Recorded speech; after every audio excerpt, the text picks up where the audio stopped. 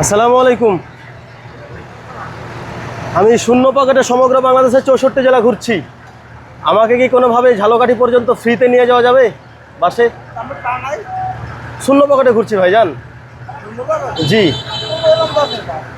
Camera camera আমাকে কোনোভাবে ঝালকাঠি পর্যন্ত? জি, ধন্যবাদ ভাই। আমার ঝালকাঠি যাওয়ার বাস, এই আমার ঝালকাঠি যাওয়ার বাস। সকাল 6টা থেকে প্রচণ্ড পরিমাণে বৃষ্টি পড়ছে এবং আমি যাচ্ছি ঝালকাঠি।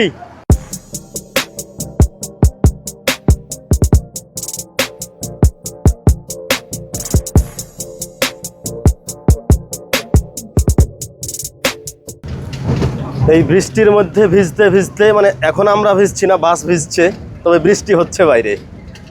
যাচ্ছি এই 3টি ভাইয়ের সাথে দেখা। আমার গন্তব্য এখন নেছারাবাদ। এই ভাই নেছারাবাদের স্টুডেন্ট। কি নাম ভাইয়ের? এই ভাই নেছারাবাদের স্টুডেন্ট এবং আরও আছে 2টি ভাই। একসাথে যাচ্ছি আমরা ঝালকাঠি নেছারাবাদ ইনশাআল্লাহ।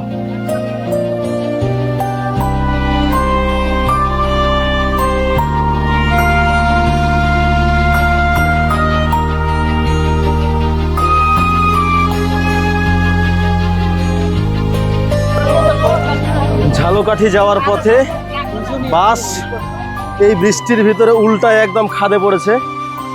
আমার এই 15 দিনের জার্নিতে, মানে 64 দিনের জার্নিতে 15 দিনের মাথায় এই প্রথম একটা অ্যাক্সিডেন্ট দেখতে পেলাম। বাস একদম উল্টায় সম্পূর্ণ খাদে পড়ে গেছে।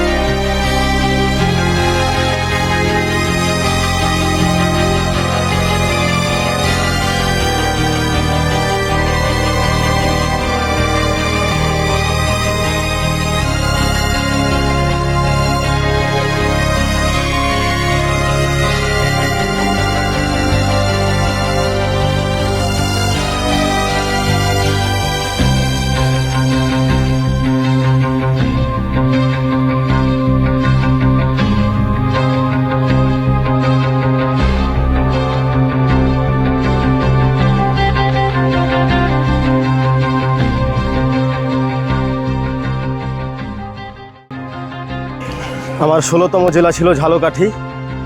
আমি ঝালকাঠি যাওয়ার পথেই ইটস অ্যান অ্যাক্সিডেন্ট। বাস খাদে উল্টে পড়ে গেছে। আমার ঝালকাঠি যাওয়ার কোনো প্রকার কোনো শক্তি নাই, মানসিকভাবে আমি একদম বিপর্যস্ত।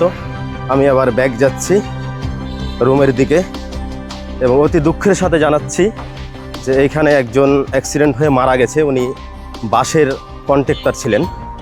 উনি মিলন নামে একজন মারা গেছেন এবং এখান থেকে এই বাসগুলা সম্পূর্ণ আটকায় আছে কতক্ষণ যাবৎ, প্রায় 2 ঘন্টা হবে।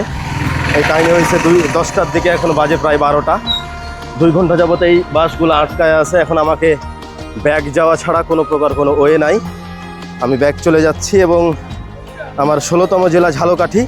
এই অ্যাক্সিডেন্ট দেখে আমাকে ফিরতে হচ্ছে।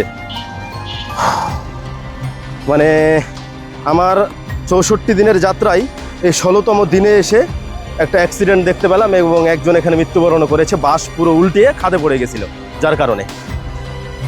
এই পর্যন্তই। আমি যদি সুস্থ থাকি, আবহাওয়া ঠিক থাকে, আমি যদি ঠিক থাকি, আমার সব কিছু যদি অনুকূলে থাকে, ইনশাল্লাহ আগামীকাল যাচ্ছি আমি বরগুনা।